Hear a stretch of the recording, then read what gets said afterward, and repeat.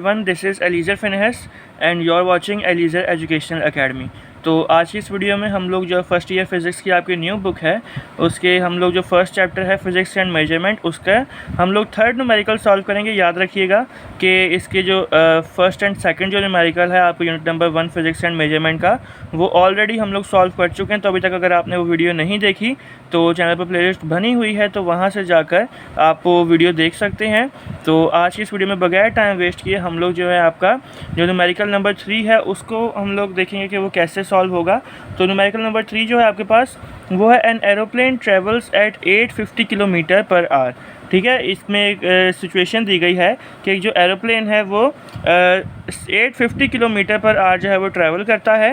How long does it take to travel 1 kilometre. तो हमें ये कहा गया है कि एक एरोप्लेन है वो कितने 850 किलोमीटर पर आवर जो है वो ट्रैवल कर रहा है और उस एरोप्लेन को 1 किलोमीटर ट्रैवल करने के लिए कितना वक्त दरकार है। तो यहाँ पे हमें क्या हमने फाइंड करना है, टाइम फाइंड करना है। तो फर्स्ट ऑफ़ ऑल हम लोग आए स्टार्ट करते हैं। तो फर्स्ट ऑफ ऑल आपको पता है कि हम लोग जो न्यूमेरिकल है वो अपना डेटा से स्टार्ट करते हैं। तो फर्स्ट ऑफ ऑल हम लोग डेटा की हेडिंग डाल लेते हैं और फिर देखते हैं कि ये कैसे जो है न्यूमेरिकल सॉल्व होगा। तो यहाँ पर हमें क्या स्पीड क्या गिवन है, यहाँ पर फर्स्ट ऑफ ऑल हम लोग लिख लेते हैं स्पीड। अच्छा, मेरा हाथ सामने आ रहा है तो मैं थोड़ा साइड से, हाँ यहाँ से मुझे लग रहा है क्लियर होगा। तो स्पीड को जो हम रिप्रेजेंट करते हैं वो v से करते हैं।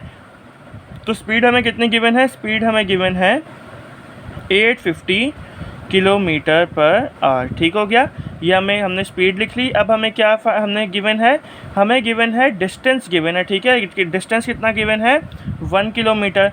तो डिस्टेंस अगर यहाँ पर आप लिखना चाहते हैं तो वेल एंड गुड है, इसका मतलब कि एक अच्छा इम्पैक्ट पड़ता है। तो मैं यहाँ पर डिस्टेंस लिख देता हूँ। डिस्टेंस को हम लोग शो करते हैं एस से। तो डिस्टेंस हमारे पास कितना आ गया 1 किलोमीटर। ठीक है, डिस्टेंस हमारे पास 1 किलोमीटर है और हमने फाइंड क्या करना है। तो अच्छा है कि आप फाइंड की अलग से हेडिंग डाल लें। तो फाइंड हमने क्या करना है, फाइंड हमने करना है टाइम फाइंड करना है।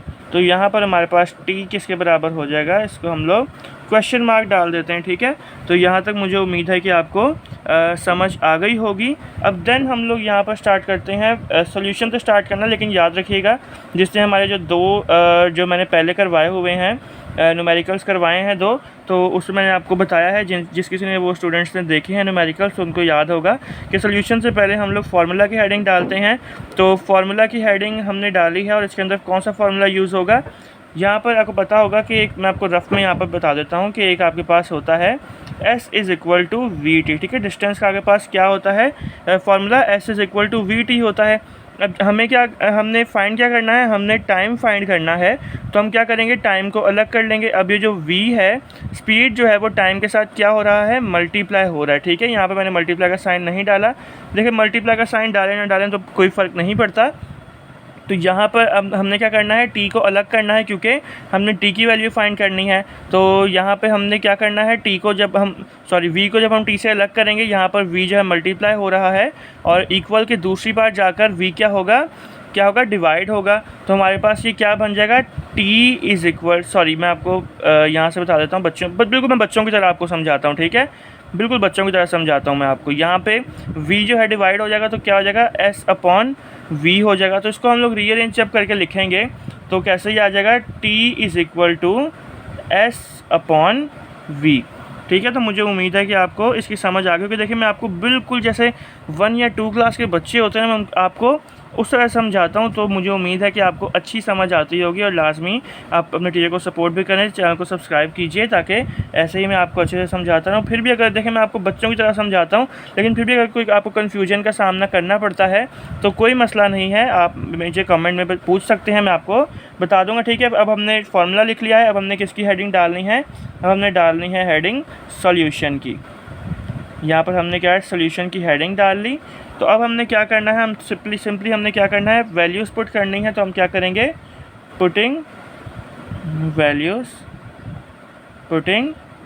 Values in above equation. ठीक है, इतनी सी हम लोग एक लाइन लिख लेंगे।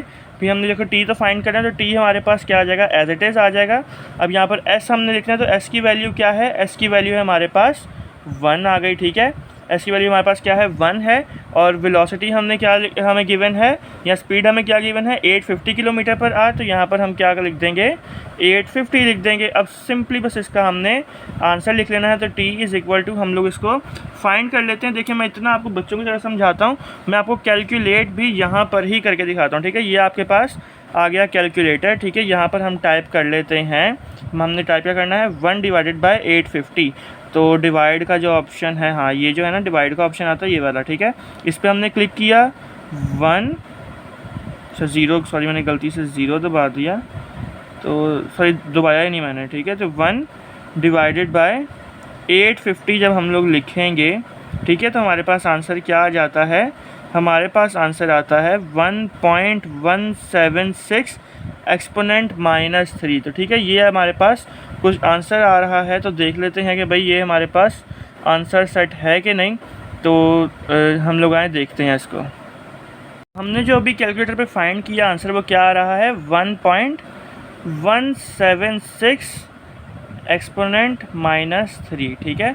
तो ये आपके पास क्या आ जाता है, आंसर आ जाता है। अब इसका यूनिट क्या आएगा आपके पास, ये आया था ना, मैं दोबारा इसको करके देखता हूँ क्योंकि मैं दरअसल दिमाग से निकल गया। दोबारा करके देख लेते हैं, कोई मसला नहीं है। तो हमने क्या किया था 1 डिवाइडेड बाय 850, ठीक है। तो ये जब हम करते हैं तो क्या हमारे पास आता है 1.176 एक्सपोनेंट -3, ठीक है। तो ये आपके पास आंसर आया था। अब ये जो है आपके पास, मैं आपको इसका यूनिट बताता हूँ फर्स्ट ऑफ ऑल।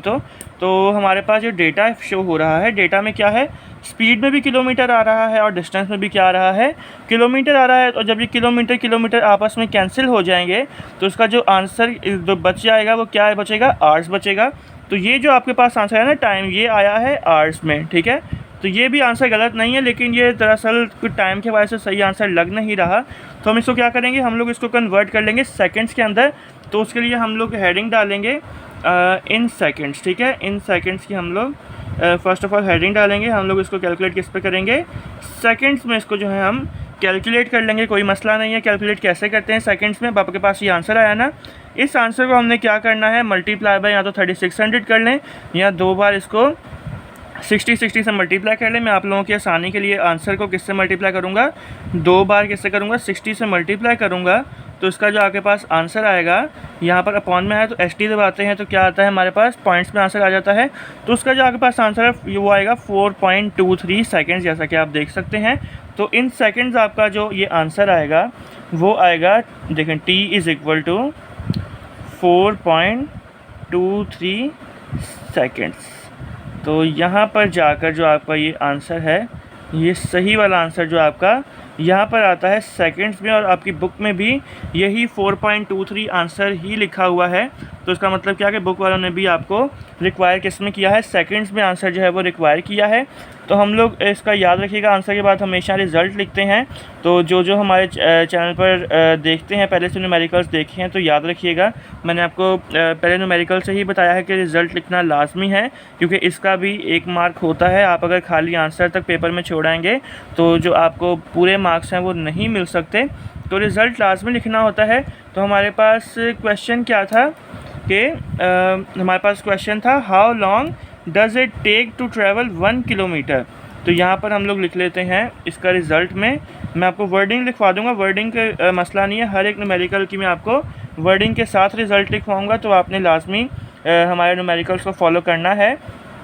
तो हम लोग यहाँ पर लिखेंगे it will take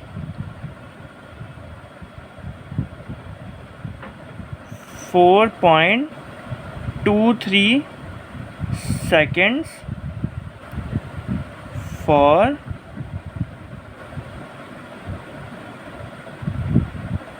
aeroplane to travel 1 kilometre, ठीक है। तो यहाँ पर जाकर जो आपका ये कंप्लीट आंसर है वो ख़त्म होता है। रिज़ल्ट ऐसे ही आपने एज इट इज़ वर्डिंग में लिखेंगे। और देखिए जैसे मैंने आपको पूरा जो न्यूमेरिकल करवाया है, अगर एज इट इज़ आप ये न्यूमेरिकल कर लेते हैं तो कोई भी जो आपके न्यूमेरिकल के जो नंबर्स हैं वो काट नहीं सकता, और आपको 100% जो मार्क्स हैं वो न्यूमेरिकल से मिलेंगे। तो मुझे उम्मीद है कि आपको एक एक चीज़ की समझ आई होगी। काफ़ी आसान ये न्यूमेरिकल था। तो नेक्स्ट वीडियो में हम लोग जो है न्यूमेरिकल नंबर 4 डिस्कस करेंगे। तो मुझे उम्मीद है आपको अच्छे से समझ आई होगी। अगर आपको लगता है कि आपको थोड़ा सा भी इस वीडियो से फ़ायदा हुआ है तो लाजमी कमेंट सेक्शन में बताइएगा, इससे मुझे मोटिवेशन मिलती है। और जाहिर सी बात है कि आप चैनल को लाजमी सब्सक्राइब कीजिएगा। जब आप चैनल को सब्सक्राइब करते हैं तो उससे भी मुझे मोटिवेशन मिलती है और मैं ऐसे ही जो लेक्चर्स हैं वो मज़ीद जो है वो बनाता रहूँगा। तो फिर मिलते हैं अपनी नेक्स्ट वीडियो में जब हम लोग क्वेश्चन नंबर 4 डिस्कस करेंगे। और ठीक है, तो फिर मिलते हैं अपनी नेक्स्ट वीडियो में। तब तक के लिए goodbye and take care and अल्लाह हाफिज़।